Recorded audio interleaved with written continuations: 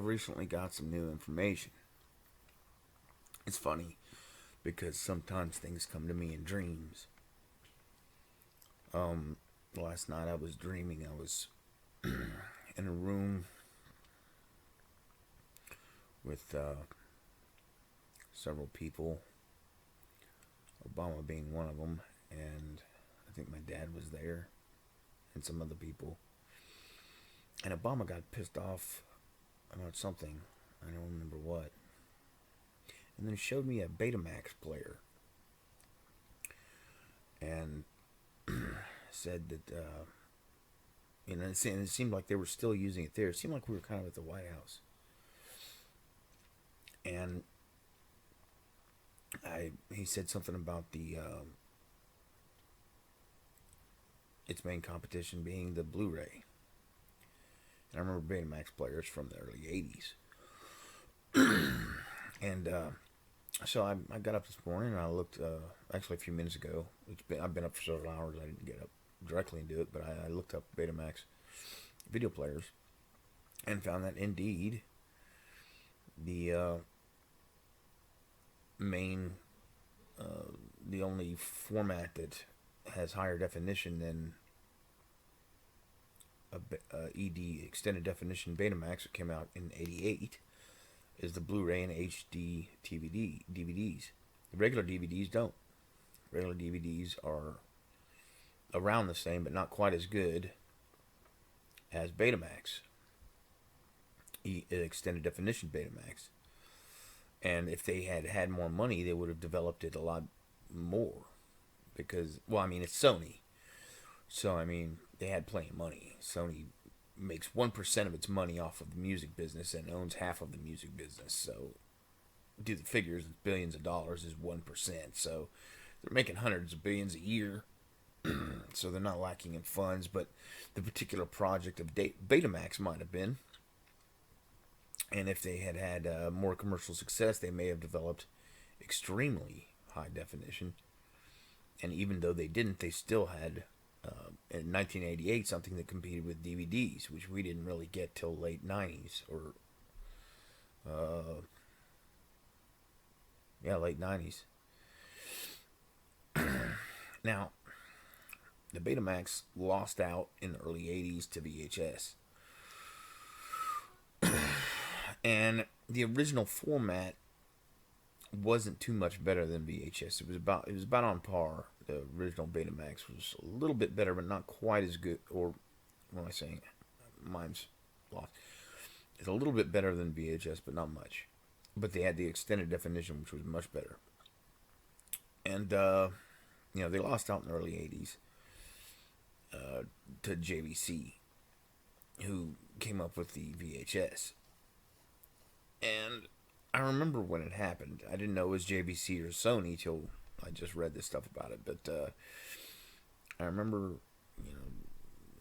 when we got our VHS, Dad was talking about Betamax, and he said they were a little better definition, but they were much more expensive or something. And he predicted that VHS was going to win out. He knew. I mean, he knew it. He knew that VHS would win out. He knew. It seemed like he stated it like it was a fact. He was military. But now you think now the CD is patented by Sony. So every CD that's used for video games, we usually use DVDs now, but for video games, actually I better check. Let me check something real quick. I'm not sure if DVDs run by Sony. It might be, actually. Hold on. Shit. Now, I found out that the Blu-ray was developed by Sony and several other companies, as was the DVD. Philips and several other Japanese companies. I remember I had a friend, Lily, from Malaysia, who back in 2000 She told me that she had helped, or she had been involved with the development of the Blu-ray as a translator, because she knew, let's see, she knew either Cantonese or Mandarin, I can't remember which, and Chinese, she knew Japanese, English, of course, and Korean, I think. And she knew all those languages fluently, and she was hired to translate for them because the different developers of the Blu-ray spoke the different languages that she knew how to translate. So that's what she told me anyway. It's not really relevant, but just a nice little tidbit. But so Sony wouldn't, if now JVC isn't involved in any of the digital discs. They had the VHS, and like I was saying, the Betamax was Sony. So if and I was wrong about the Sony music group being half the music. There's three. There's Universal Music Group, Warner Music Group, and Sony Music Group, and those are the main three record labels that own everything else. And the Sony Music Group is the smallest of them. So anyway, they're still getting hundreds of millions of dollars. The Sony Music Group is actually an American subsidiary of Sony America, which is a subsidiary of Sony in Japan. But, okay, the Betamax was invented by Sony and marketed by Sony. And JVC invented the VHS in response and won the battle. Now, JVC now is not in the game of DVDs or Blu-ray. Now, Sony and the other companies that helped develop the DVD and the Blu-ray have again taken charge. But the Betamax is not. It didn't develop much. It only developed the extended definition in '88, and then which was better than DVD, or around. It was a little bit better than DVD, but not as good as Blu-ray or HD DVD. And it was 10 years ahead of its time, and if with more success if they had more commercial success, there would be more money for them. So they probably would have developed it even more. And this ties into what I said on my post Cybernetics about how everything's been steered towards similar media, because now everything's discs, everything's computer, to all steer us towards cybernetics. And JVC, who developed the VHS, has robotics companies. They're a big robotics developer. I'm sure. I mean, most electronics companies are working on robotics, so I don't know if that's all that pertinent, but it could be. It could be that they knew that I don't know. I mean, Sony's also, but if the beta had won, then we probably wouldn't be bothering with DVDs. We would have video tapes, and they probably would have reduced the size, and it would have been they would have been developed into extreme quality, probably Blu-ray quality by the mid-90s. And we'd have different, you wouldn't have a computer to, everything wouldn't be discs and computers. So it wouldn't have steered everyone's thoughts towards, every single, everything you do with media or writing or business management and production and everything all on the computer. And everything, that's not computer is with a disc player and is digital. So all your organizations based around computers, and digital is a recording medium. If we'd had, very advanced Betamax players, that would take the video out of it, which is, pretty big part of entertainment. And then they may have also developed very advanced audio as well, on a similar type tape. Because I mean, if they have that advanced of, video, they could have probably used, developed small, advanced, very high definition audio as well for, dissimilar media. And dissimilar media would keep, you know it would keep it all from being lumped into one category, and one piece of equipment, or, you know one format, digital, all digital format, all computer recorded, all computer edited, and you watch HD on YouTube. You watch, you get HD, you can download it, and it's all, steered towards computer. And the if it was to be broken up, and we've got thumb drives with the music, like I was saying on the cybernetics, you get thumb drives hold 100 gigabytes, you can have 1,000 albums on it, you know so, if you got MP3s, you could have even more. If you got, 16-bit waves, you could have, close to 1,000 albums on a little thumb drive. And, it's just like, oops, I lost 1,000 albums. I lost, you know, 200 musicians' entire catalogs. It's belittling to the value of the work. And and all the organization is done.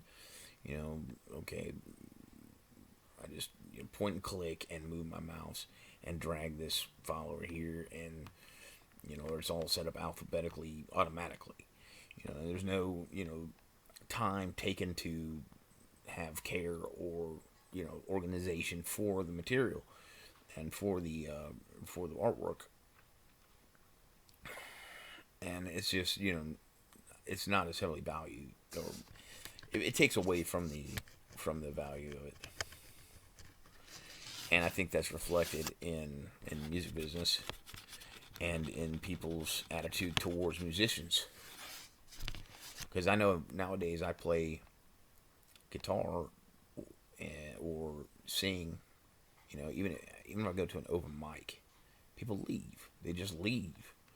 And I'm not a bad vocalist. I know I'm not a bad guitarist. I know I am excellent, actually.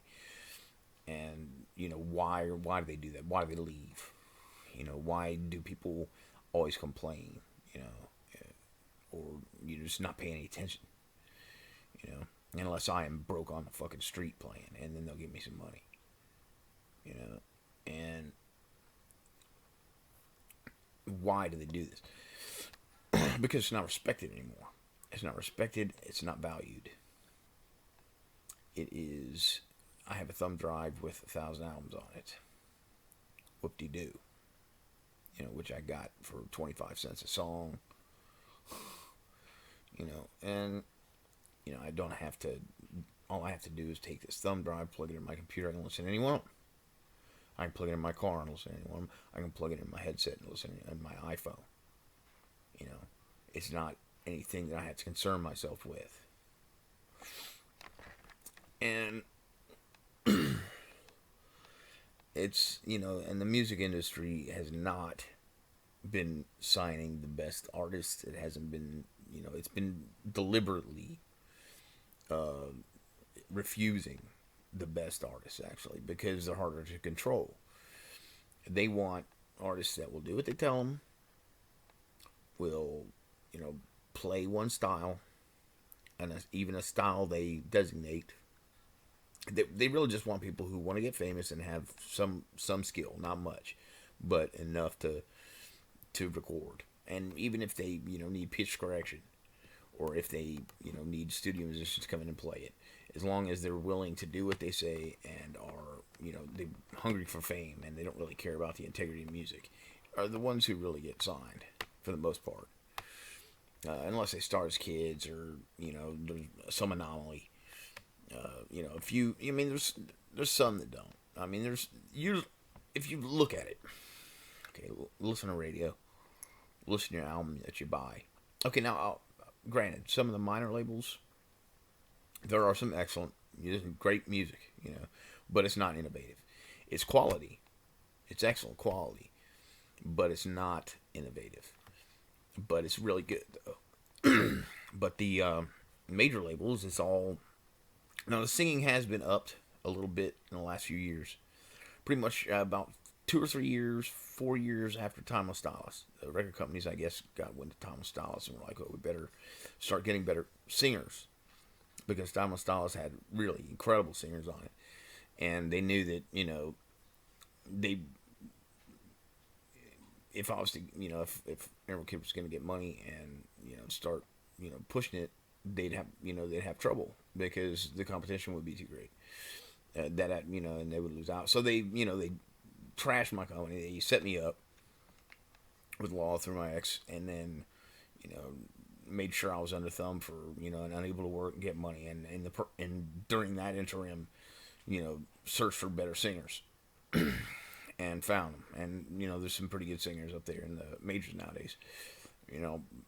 Probably the best singer since the early '90s. Not as original, but skilled. And and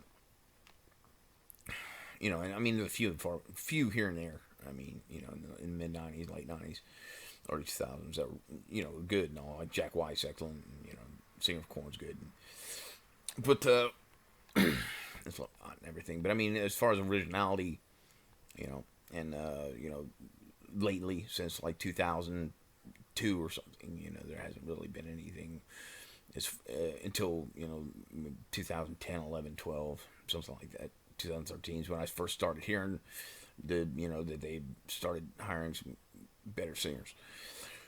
But besides the singing, you look at the music that is recorded with major label, and most of it, I mean, your buddy who's been playing guitar a couple of years can play most of it.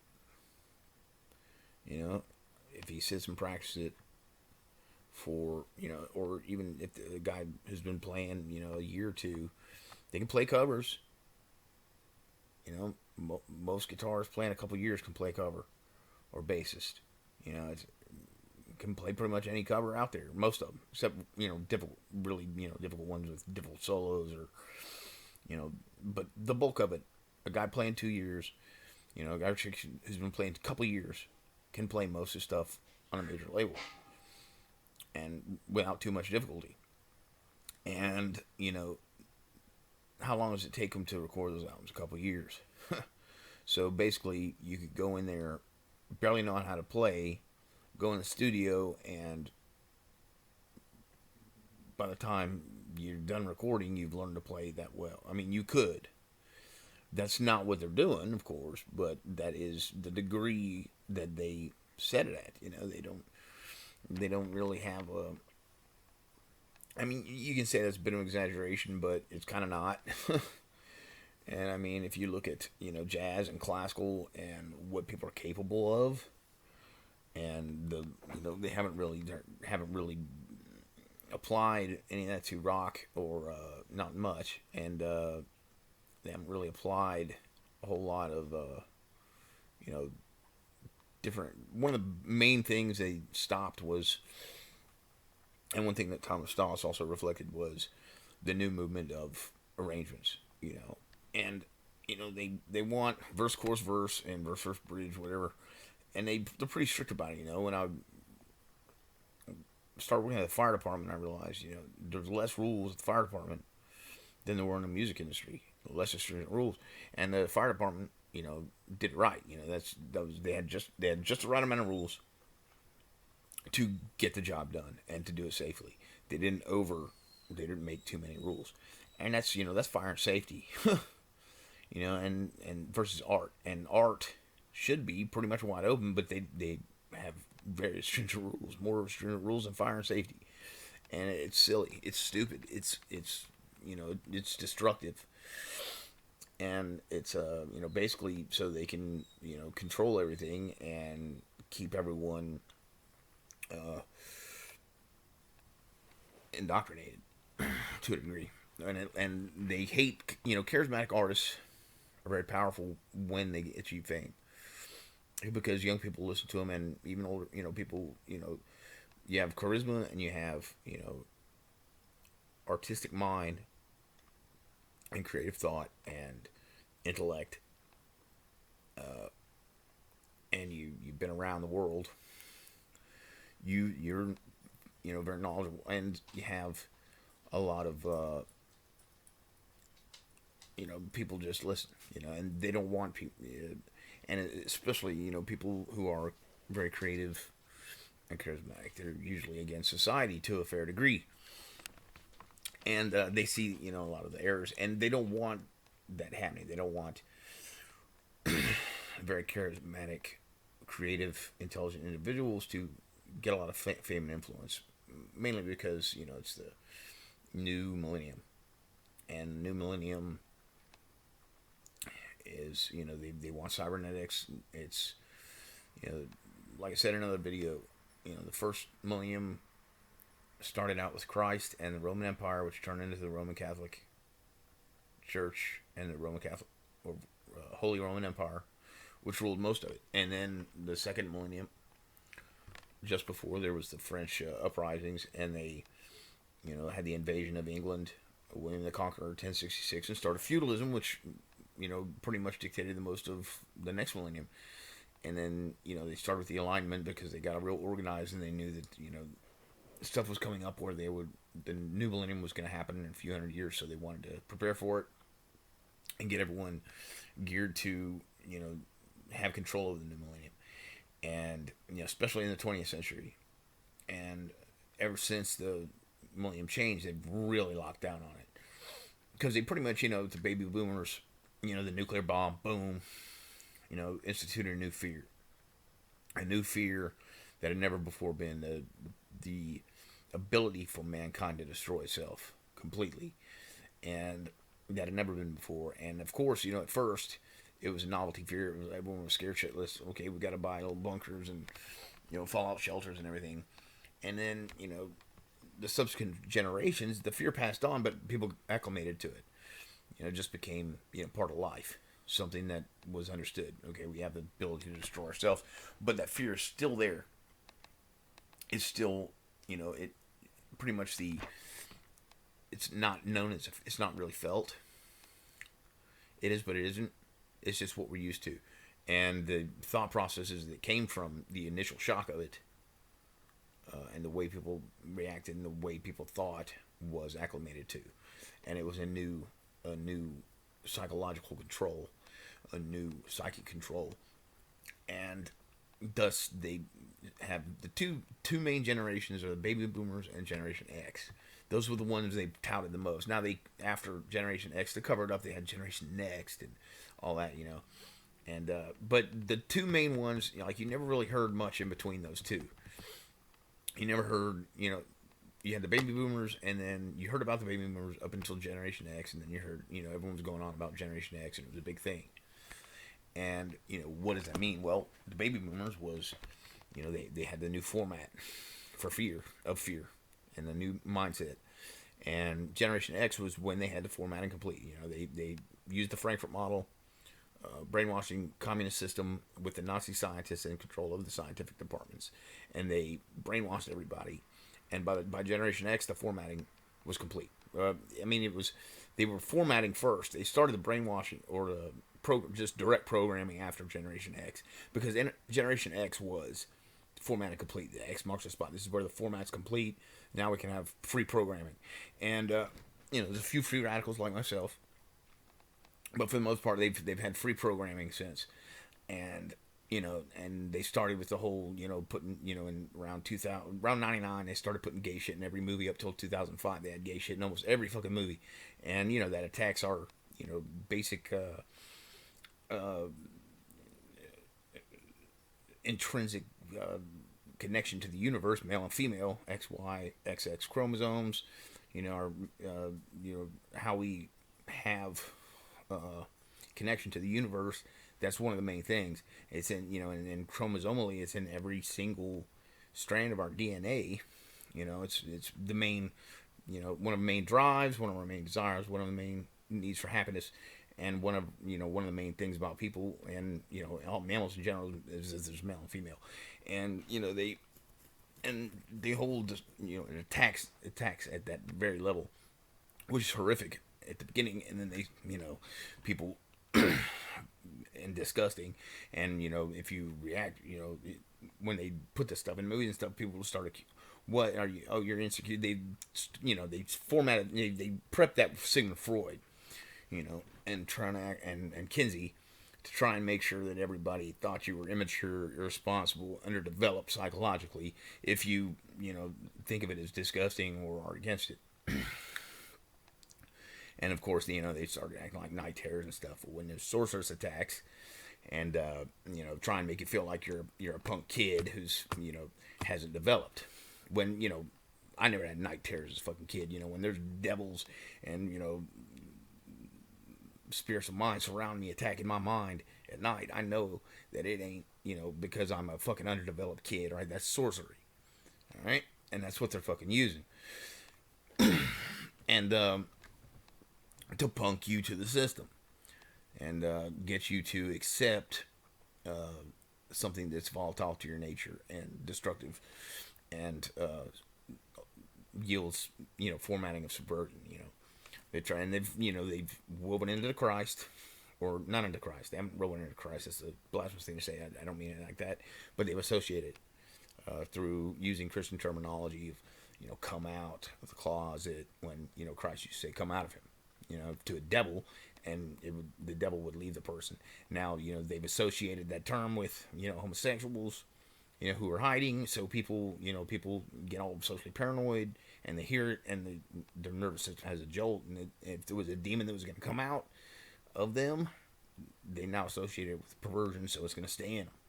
And they, in the rainbow, which, is the symbol that God had after the flood, which says, he put there to signify that he was never going to destroy every single living being on the planet again. And, they're like, oh, well, that means we can do, we can pervert everything, and it's diversity, because, the prism, and, Christ always talked about shining your light. And you have the prism, which refracts light into the different colors. So, Satan sifted saints, and saints recognize this, and, decoded many colors, and we put it together to, it's the different elements of being you have to express your full light. Use all your talents. And they mocked that and associated it with perversion also, and called it, diversity, when it's, actually uniformity. And the only thing they want to ever be diverse is sexuality and sex, which, sex is one of the things that's, pretty singular and intense, and they want to disperse it throughout everything lasciviously and make everything sexual, and then it loses its pleasure because people start shitting and pissing on each other. And then, if you subvert. And so it, they want to, destroy sex, and they want to also indoctrinate blasphemy against the spirit, and therefore people will lose their souls. They'll have no reason to, the most pleasurable thing in life, sex, they have polluted to shit. This is their goal. Once they thoroughly subverted everything, and it becomes shitting and pissing, and it's not, the most pleasurable thing in life is about being human isn't pleasurable. And then the, you don't have souls. Hey, let's be cyborgs. That way we can have superhuman powers, and we can live forever. We won't go to hell. So, no reason to be human. See, and that's a plan. And, they are, instituting this through every device they can possibly press with. And it's Satan. Satan means false, or the accuser, attacker, deceiver. Devil means false accuser. And it's not something I'm making up. This is the actual definitions in Greek and Hebrew. If you look it up, you get a Strong's Dictionary Bible or a Strong's Dictionary that has, a list of all the words in the Bible, and you look up the Greek that it was translated from, or the Hebrew that it was translated from, and it's a word that, the word devil means false accuser, literally false accuser. That's what it means. And Satan means attacker, accuser, deceiver, enemy, adversary. And, they've hid these things. And they've hid the meaning of the word affliction, which means to be experimented upon. And how are you going to be experimented upon back in Jesus' day? With, psychic attacks, obviously, and sorcery. And with different ways to, rich people might be able to, run little, let's see what he does here and there. This person's not conformist. So we're going to see what he does in this situation. Make up a little situation, little collusions, see what you do. So, this person is not conformist. He's, serving God. So if we can control him and, figure out the way he's going to react, and we can control the regular populace very easily. And then they wrote these things down and then put them in books and passed them down through the royalty and through the, the different governments. And they have their little books now. And then they put up the front book, Machiavelli, for the populace to think they've got the inside story and how they did it. And then, of course, they know they're going to be starting to think like Machiavelli, so they know how to control the Machiavellian thought also. And